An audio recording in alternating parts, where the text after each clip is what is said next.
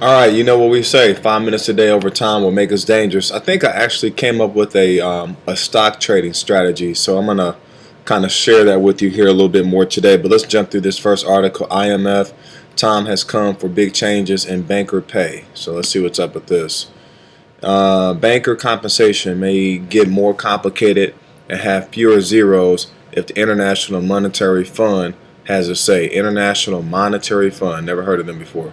The IMF most recent global financial stability reports evaluates executive pay, corporate governance, and the risk taking in some of the largest banks around the world and recommends policy measures to ensure only prudent risk taking is rewarded.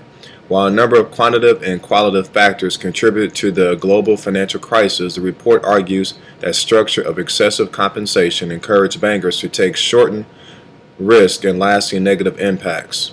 The causes of such risk taking were many and complex, but there are general agreement in the financial industry, the public sector, and academia that incentive structures at some financial institutions played an important role. Other contributions to reckless risk-taking were weak regulatory frameworks and boards of directors that were independent of banking operations. All right, and lastly, to quell risky behavior, the IMF suggested a number of policy reforms for banks to implement, particularly changes to variable compensation. More pay that is related to longer-term job performance is associated with less risk. Moreover, banks that have large institutional ownership tend to take less risk.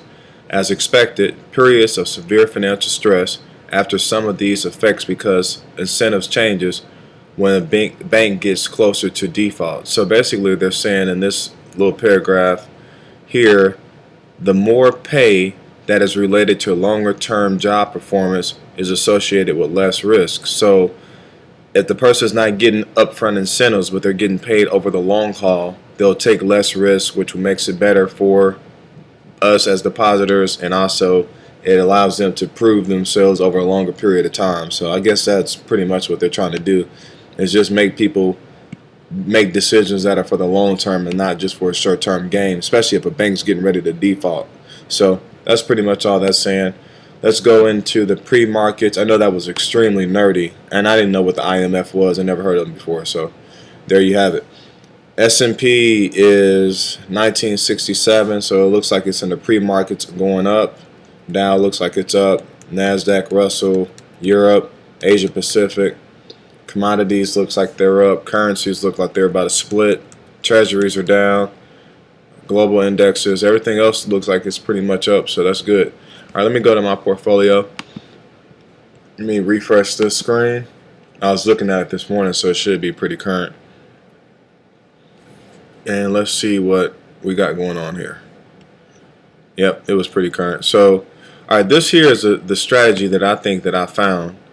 Now, it does require investing, or we can look at it. But let's say, for example, and I thought I sold this, but I guess I didn't. So it's at 251. And actually, I'm going to take this real quick. I'm going to do something a little different. I want to go to the pre-markets real quick with this, because I hit sell, and for some reason that did not move out of my portfolio. So let's go out of Facebook and go here. And hopefully that'll take me to the ticker. Didn't like that, huh? Well, let's just put it over here then. Let's see if I can find it that way. So the pre-markets are basically at par. So I'll let it be. I'm going to actually go ahead and sell that. So now I don't know if you remember this, but I initially bought this at 243, and then it went down and I lost money. So then from 243 it went back up to 251.86, and so I ended up making $1,600 on this, which is about 3%. So of course I want to sell, and I want to confirm again that this thing, okay, your trade has been placed. All right, great. So I'll be looking at this again today. Now this here is the same stock pick, but instead of me doing 200 shares, I did 500 shares, and because of that I got it at 240. So it went from 243 down to 240. So I lost money like crazy. So then it went from 240 to 251. So because I bought 500 shares, I end up making $5,000, right? So I'm gonna take my profit because my portfolio is up 15%. I don't know if you saw that before I refresh your screen.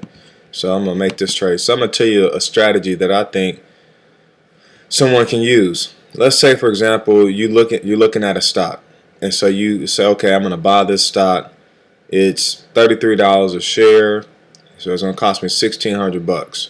Okay, and let's say that stock. Now, I mean, you gotta have the money in the account, and this is a simulation account, but you gotta have the money in the account to pull this off. But you buy 50 shares, $33 a share. Let's say this thing goes down to $29 a share, right? Well, what do most people do? They hold on to it and hope that it comes back where they at least make the money back. Well, why don't you just sell this off? At least you get some of your money back. You may have lost money, but at least you get some of your money back because it didn't go down to zero, so you still got some of the money that's there. So what's this? $33 and $26 a share. 33.26 times 50 shares is 1663. Okay? Wow. It went up to 33.76. Okay, so I bought it here though at 33.26. So 33.26, you got a calculator, you can do this. $50 a share. That's 1663. So if I take this 33.26 and let's say it goes down to $29 a share. So $29 a share times 50 shares. So 1450 minus 1663. So I lost $200. All right, I lost $200. But I can go back in there and buy at $29, maybe 100 shares, and if it goes back up to $33, I can double my money up. So if I get it at $29 a share, and it goes to, let's say, $29 a share times, and this may be going way over your head, $14.50. All right, so let's say it goes up to $34 a share times 50. I made like another $400 or $500 by doubling up on it. So sometimes it's not good to hope that you make your money back. Sometimes it's good to cut your losses and come back and buy it at a lower price and then ride it back up. So that's pretty much what I'm saying. 5 minutes a day over time will make you dangerous. You'll see me starting to work that strategy sometime tomorrow. Have a great day.